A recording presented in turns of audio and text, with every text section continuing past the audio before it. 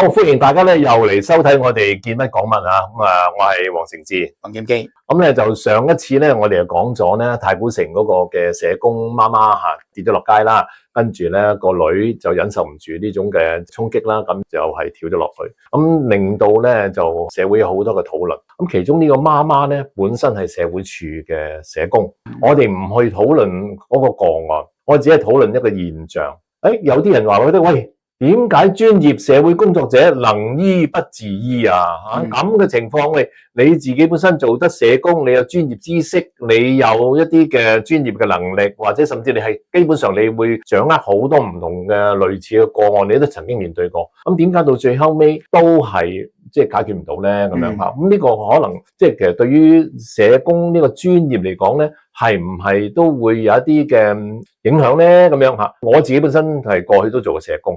我亦都做過心理輔導員。我依家其實咧，我都係因為過去做議會啦、做社工啦、做一啲輔導啦。我依家有好多家長都定期都揾我，佢哋咧話佢哋嘅子女有問題啊、學業啊，或者咧大家喺嗰個關係上好唔和諧啊，或者家長咧有好多壓力啊，唔知點解決個子女嘅問題，都有揾我傾嘅。我差唔多一個禮拜咧，我都見到2-3個 case 嘅。咁但係喺見嘅過程當中咧，我固然係細心聽佢哋講嘢，但係咧我亦都感受到其實佢哋有好多嘅問題咧係來自佢哋自己本身嘅壓力。並不是咧佢哋睇到個問題，個問題嘅真實性。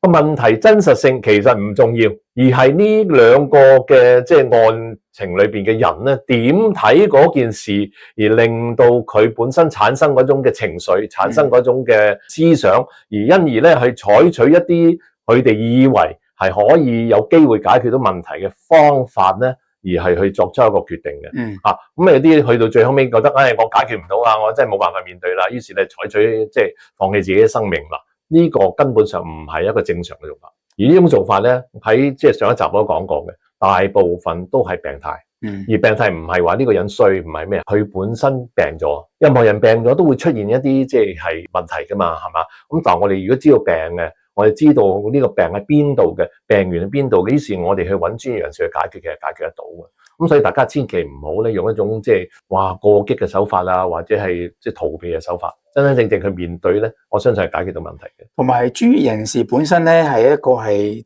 專業嘅知識啦。咁但係嗰個專業知識，當你係去處理其他人嘅案件個案嘅時候咧，你係抽身嘅、客觀嘅。你可能係全面地咧，係睇到嗰個情況，而於是咧，你針對個情況咧出現咩問題咧，你係對症下藥。但係當嗰個問題出現咧，自己身上面咧，專業人士都係人嚟嘅，包括專業嘅社工都係人嚟嘅，甚至係醫生都係醫生本身都係人嚟嘅，即係叫醫人。咁有時好多時我哋中國有句説話，能醫不自醫啊。但係當你自己係入咗嗰個自己嘅問題嘅時候咧，你會多咗好多啲情緒啊，或者當個問題出現嘅時候，譬如無論係家庭嘅成員啊，或者係子女，當佢有啲某問題出現，你係好緊張嗰樣嘢嘅時候咧，你自然嗰個情緒就會抌咗落嗰度，於是你就會睇漏咗啲嘢，睇少咗啲嘢，又或者仲嗰樣嘢擴大咗，而變成你嗰個針對個公告回應啊，自己嘅回應同我處理另外一個人嘅事件，同一樣事件，就兩回事嚟啦，唔同啦。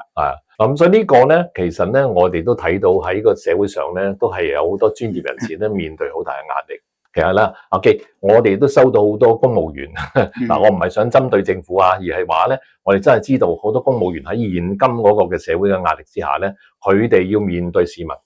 又面對佢嘅上司，又面對一啲政治大局嘅環境。其實好多公務員今天嗰個工作嗰個嘅能力咧，係仍然保持住一個好優質嘅個表現，但係佢哋所面對嗰個嘅工作嘅種類係多咗。面對嗰個工作嗰個壓力係更加大，同埋面對咧佢哋向上司嗰個交代嗰個嘅需要咧，亦都係非常之嚴厲。咁所以咧，我哋睇到近排咧有不少咧啲專業人士啊，或者係啲公務員咧，譬如我哋又聽過喺警隊裏邊有啲人自己開槍打死自己啦，係嘛？咁最近呢個社工佢又面對一啲嘅壓力啦，或者有啲個律師咧就話喺屋企裏邊捱唔住啊，燒炭啦，甚至唔好話公務員啊，有啲有錢嘅哇曾經幾百億嘅好風光嘅一啲嘅企業家，居然可以跳樓啊，可以咧就自殺啊！我心諗。喂，其實任何問題最重要保持自己個生命存在嘅話咧，基本上我相信有好多嘢咧，你根本上都唔需要太過介懷啊。人有生命嘅話咧，其實喺前邊嗰條路咧，仲係非常之寬敞，同埋咧係好多方法咧可以去生活嘅，唔係一定要某種生活先至叫做生活嘅。咁所以我哋依家睇翻咧，依家我哋希望政府咧，第一真真正正做一啲全面嘅調查，或者咧一種嘅關懷，唔該睇睇我哋呢一現時咧，我哋唔同部門嘅公務員嗰個工作壓力嘅情況，做一啲分析。同埋咧，係做一啲嘅支援嘅處理，係嚇咁嗰啲嘅工作，可能如果譬如你交俾社會福利署去做，我就可能有啲尷尬嘅。其實我覺得部門自己應該可以成立一個咧係員工關懷部，咁咧就等到即係每一個部門有啲嘅員工出現咗一啲嘅壓力嘅時候咧，就可以揾啲員工關懷部咧去處理。嗱，其實我知道都有嘅嚇。即係又唔係冇嘅，譬如我哋喺警隊係有臨床心理學家嘅，廉政公署都有一啲即係心理學家咧，係幫一啲即係面對前面壓力嘅一啲嘅員工咧去做舒緩嘅。其他部門有冇咧？如果其他部門都係要揾社會福利署嘅話，咁社會福利署自己本身嗰啲員工就要揾人去支援啦，因為太大壓力啦。好啦，另外啲專業人士其實都係，因為我哋自己專業有個專業嘅尊嚴啊，或者係有一個我曾經風光過啊，我依家曾經咧喺好威過，依家咧我出現咗問題嘅時候咧，我哋就好介意去揾人幫手啦。其實唔好，千祈唔好。我話俾你聽，喂，小弟面對嘅壓力呢個少啊，我同阿基，我哋做議會好，做社會工作好或者做呢啲即係關懷人嘅工作好，其實咧我話俾大家聽，我哋壓力唔低㗎。喺個社會上咧，就算我哋做議員好咧，係一半人中意我哋，一半人係唔中意我哋噶，甚至係敵對嚟噶。咁嘅情況之下，咁我哋點面對咧？我哋好簡單啫嘛。我哋認為我自己做得啱，我認為我自己做得到，於是我哋就去盡力去做。我哋唔會從一個負面嘅角度咧去諗，同埋咧係用一種暴力或者一種咧係用一種激進嘅手法咧嚟去處理我依家嗰種嘅情緒或者一啲嘅唔開心嘅嘢。咁咧慢慢到最後尾，我睇翻咧，以前鬧我啲人，咪有去鬧都唔緊要啊，係嘛？但對我完全冇影響嘅。以前支持我啲人，我仍然係對佢哋係一種嘅，即係大家有個好嘅感情，大家互相交流。我淨係睇呢方面嘅工作嘅話咧，其實我已經係即係覺得不枉此生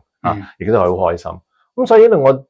哋覺得希望我哋啲專業人士啦、公務員嘅朋友咧，喺面對依家香港嗰個環境當中咧，真係要自己去立定佢自己本身嗰個嘅能力，跟住咧，從而咧係真係冷靜地去面對佢哋所面對嘅問題。咁我相信香港一定會慢慢更好。但係今天面對任何問題嘅話咧，大家要冷靜對待。不過今天個狀況係一個變化中嘅狀況，係可能我覺得即係公務員以前可能面對過，因為公務員咧呢幾十年嚟，特別係我哋香港呢度都係強調我哋香港公務員嗰個行政工作係好出色噶嘛，甚至世界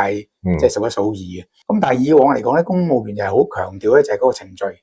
咁程序公義有講呢樣嘢啦。咁所以變咗咧，我跟足個程序做咧，我就可以達到我嘅所謂工作目的或者工作成果，或者甚至得到上司嘅讚賞啊。咁但係而家咧就係唔單止要講程序，仲要講個成效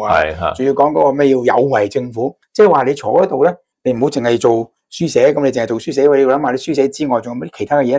你做政策，呢個政策你執行中，呢個政策已經定咗啦，咁10年20年都係，咁你要睇下呢個政策仲可以發展咧，仲可以發揮其他嘅可能性咧，或者係再做多幾樣嘢咧，咁呢啲有為政府咧係成為而家可能公務員裏邊話我做又要超出我而家嗰個思維，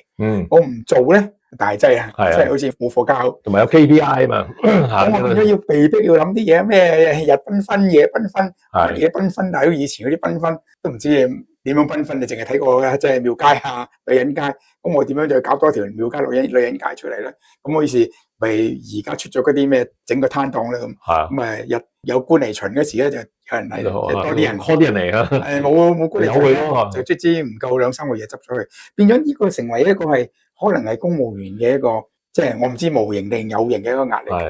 咁同埋咧，就係依家都出現咗一個現象咧，就係我哋睇到啲嘢咧唔妥當，我哋睇到啲嘢唔公平，我哋或者睇到一啲問題咧，好似歸咎到政府高層咧，可能喺個決策上咧係唔夠精明咁樣，唔敢出聲。因為你而家有啲感覺咧，你出一啲聲，你對於上層政府裏邊一啲嘅批評咧，你好容易就踏入咗去某一個嘅即係被攻擊嘅環節裏邊啦。可能話你唔愛國啊，唔愛香港啊，話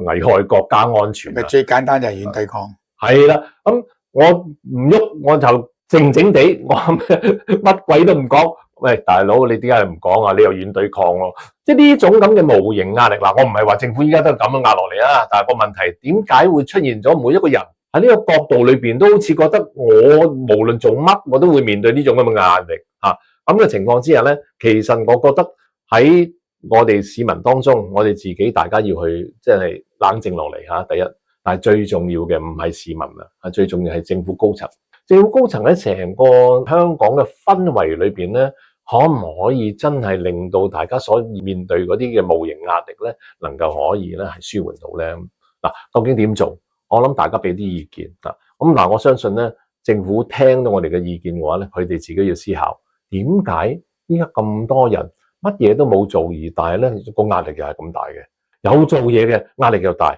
冇做嘢壓力又係大。成個香港社會究竟發生咩事咧？係嘛？咁令到家長對子女嗰個教育又有壓力大，子女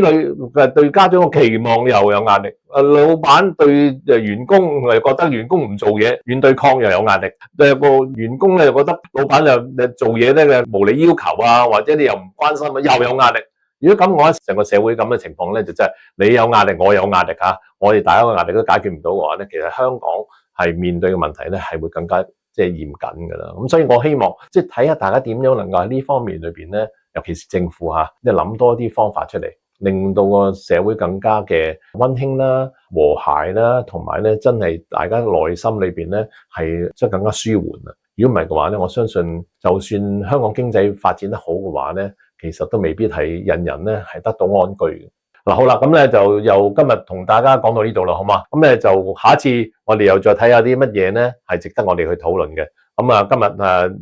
到此為止啊，再見。